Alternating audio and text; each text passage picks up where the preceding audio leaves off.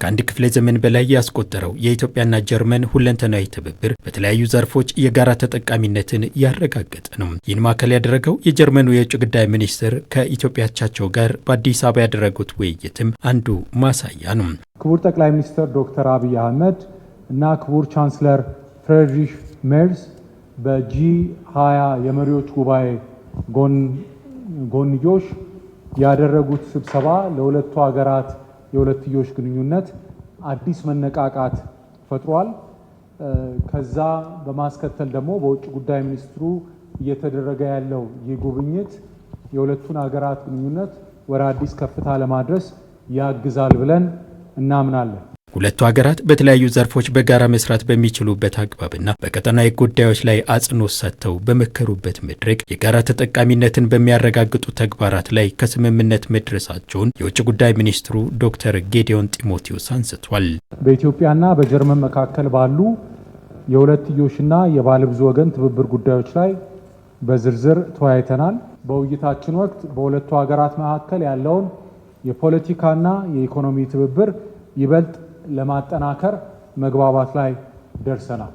የጀርመኑ የውጭ ጉዳይ ሚኒስቴር ዶክተር ጆዋን ዋድፉል በበኩላቸው ኢትዮጵያ በአስደናቂ እድገት ላይ እንደምትገኝ አንስተው ታሪካዊ ግንኙነታችንን በሚመጥን መልኩ የባለብዙ ወገን ትብብራችንን እናጠናክራለን ሲሉ ተናግሯል። በኢንቨስትመንት፣ ቱሪዝም፣ ደህንነትና ተያያዥ ዘርፎች ላይ ትኩረት እንደሚያደርጉ ያነሱት የውጭ ጉዳይ ሚኒስትሩም ኢትዮጵያ የቀጠናውን ሰላም ለማረጋገጥ እየከወነች ያለችው ስራን አድንቀዋል።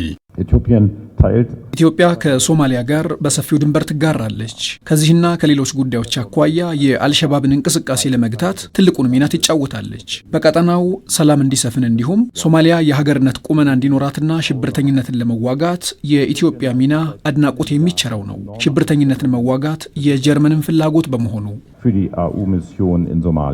የሁለቱ ሚኒስትሮች ውይይት ፍሬያማ እንደነበር በተነሳበት የዛሬው ውይይት በተለይ የንግዱ ዘርፍ ምጣኔን ለማጣጣምና በቱሪዝሙ ዘርፍ ያለውን እምቅ አቅም ለመጠቀም የሚያስችሉ ስምምነቶች ስለመደረጋቸውም ተጠቁሟል። ጀርመን በአውሮፓ ትልቁ ኢኮኖሚ ከሚባሉ ሀገራት አንዱ ነው።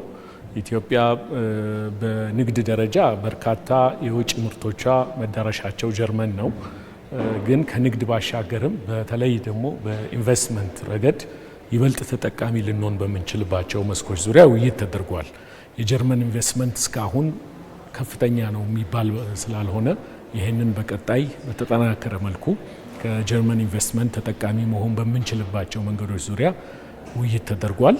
ከዚህ ባሻገር በተለይ ደግሞ በቱሪዝም ዘርፍም እንደዚሁ የጀርመን ቱሪስቶች ወደ ኢትዮጵያ የሚመጡበትን በተሻለ ቁጥር መገኘት የሚችሉበትን ሁኔታዎች በተመለከተም እንዲሁ የሀሳብ ልውውጥ ተደርጓል። ከዚህ ባለፈም ኢትዮጵያ ያነሳችውን የባህር በር ጥያቄ በጀርመን በኩል ተገቢነት ያለውና ፍትሐዊ ስለመሆኑም የውጭ ጉዳይ ሚኒስትሩ አረጋግጧል። ኢትዮጵያ ከ130 ሚሊዮን በላይ ሕዝብ ያላት ሀገር እንደመሆኗ መጠን ጀርመን የኢትዮጵያን የባህር በር ፍላጎት እንደምትረዳና ተገቢም እንደሆነ የጀርመኑ የውጭ ጉዳይ ሚኒስትር በሰጡት የፕሬስ መግለጫ ላይ ይህንኑ አረጋግጠዋል።